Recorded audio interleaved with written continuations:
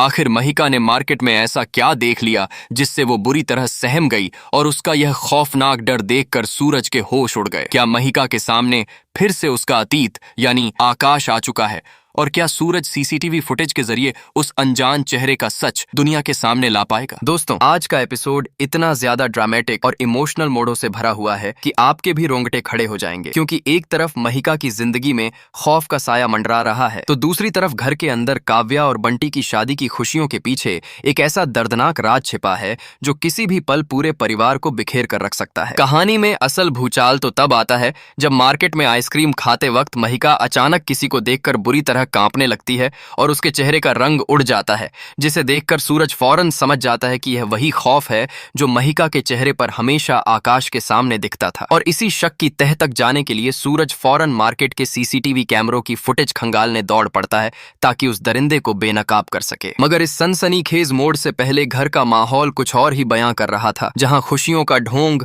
और आंसुओं का सैलाब एक साथ चल रहा था। घर में काव्या के जन्मदिन और उसकी शादी की तैयारियों की तस्वीरें देखकर हर कोई बेहद खुश नजर आ रहा था। यहां तक कि तस्वीरों को देखकर मजाक में कहा जा रहा था कि फोटो देखकर ऐसा लग रहा है जैसे काव्या की नहीं बल्कि किसी और की विदाई हो रही हो। और सोशल मीडिया पर तस्वीरें डालने की बातें चल रही थीं ताकि दुनिया देख सके कि काव्या की जिंदगी में खुशियां लौट आई हैं और कुंज बिहारी की कृपा से अब परिवार को किसी की बुरी नजर न लगे। तभी रिया सबके सामने आकर एक ऐसा इमोशनल भाषण देती है जिसे सुनकर हर किसी का दिल पसीज जाता है। रिया कहती है कि भले ही वो और काव्या सगी बहनें नहीं हैं, लेकिन उनके बीच का प्यार और तकरार सगी बहनों से भी कहीं ज्यादा गहरा रहा है। बचपन में वो हमेशा जिद करके काव्या की हर चीज छीन लिया करती थी और माँ हमेशा कहती थी कि काव्या बहुत सीधी सादी और भोली है, इसलिए भगवान एक दिन उसके कदमों में खुशियों का ढेर लगा देंगे और रिया उसमें से एक मुट्ठी भी नहीं ले पाएगी। और आज सच में वही दिन आ गया है जब भगवान ने काव्या की झोली खुशियों से भर दी है और रिया अपनी बहन के लिए बेहद खुश है। वो काव्या से कहती है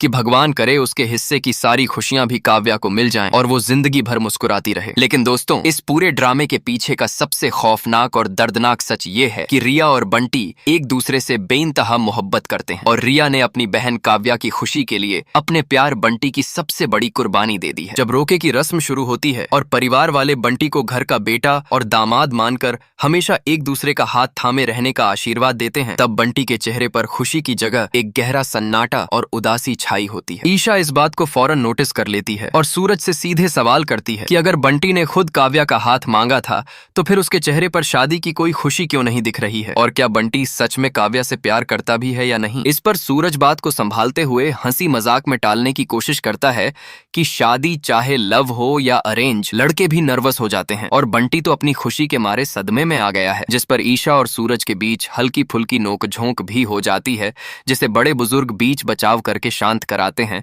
और पंडित जी से शादी का शुभ मुहूर्त निकलवाने की बात कहते हैं। लेकिन जैसे ही महफिल से हटकर बंटी और रिया अकेले में मिलते हैं, वहां का मंजर देखकर किसी का भी कलेजा फट जाए। सावन की शुरुआत पर रिया ने बंटी के लिए व्रत रखा होता है और वो रोते हुए बंटी को आखिरी बार अपने हाथों से खाना खिलाती है। दोनों एक दूसरे से लिपट कर फूट फूट कर रोते हैं और रिया मन ही मन कहती है कि यह मिलन की झप्पी अब हमेशा के लिए जुदाई की झप्पी बन चुकी है। शायद इस जन्म में उनका साथ इतना ही लिखा था। जब ईशा रिया को बंटी के साथ अकेले में बात करते देख लेती है तो रिया जीजा साली की बात कहकर बात को टाल देती है, लेकिन ईशा के मन में यह पक्का शक बैठ जाता है कि रिया जरूर कोई बहुत बड़ा राज सबसे छुपा रही है। यह बात है। इसके बाद कहानी में थोड़ा हल्का मोड़ तब आता है जब वीडियोग्राफर योगेश अपने गुरु अतीतानंद के पुराने स्टाइल वाले शादी के अजीबोगरीब वीडियो सैंपल दिखाता है और उसे डांट कर भगा दिया जाता है। फिर जब पंडित जी से शादी की तारीख ठीक एक हफ्ते बाद की निकलती है तो ताई माँ घबरा जाती हैं कि इतनी जल्दी तैयारियां कैसे होंगी, लेकिन पूरा परिवार मिलकर साथ देने की बात करता है और बंटी शादी का इनविटेशन कार्ड लेकर आता है और साफ कहता है कि जब तक रिया इस कार्ड को पसंद नहीं करेगी तब तक यह छपने नहीं जाएगा, क्योंकि रिया की पसंद सबसे खास है। रिया अंदर ही अंदर घुटते हुए कार्ड को पसंद करने का नाटक करती है और अपने चाचा जी के पास जाकर अकेले में रोते हुए कहती है कि आपने हमेशा कहा था कि मैं काव्या से सब छीन लेती हूँ, लेकिन देखिए आज मैंने अपना सब कुछ, अपना प्यार तक काव्या को देकर सारा हिसाब बराबर कर दिया है। काव्या जब रिया को उदास देखकर उसके पास आती है और उसका फोन बजते देखकर प्यार से पूछती है कि क्या वो किसी लड़के से प्यार करती है और क्या वही उसका फोन है, तो रिया अपना दर्द छुपाने के लिए काव्या पर बुरी तरह चिल्ला पड़ती है और उसे अपनी जिंदगी में दखल न देने की बात कहकर कमरे से बाहर भेज देती है, जिससे काव्या हैरान रह जाती है कि कल तक खुश रहने वाली रिया को अचानक क्या हो गया। दूसरी तरफ सूरज और नन्ही महिका का एक बेहद प्यारा और इंस्पायरिंग सीन देखने को मिलता है, जहां महिका अपने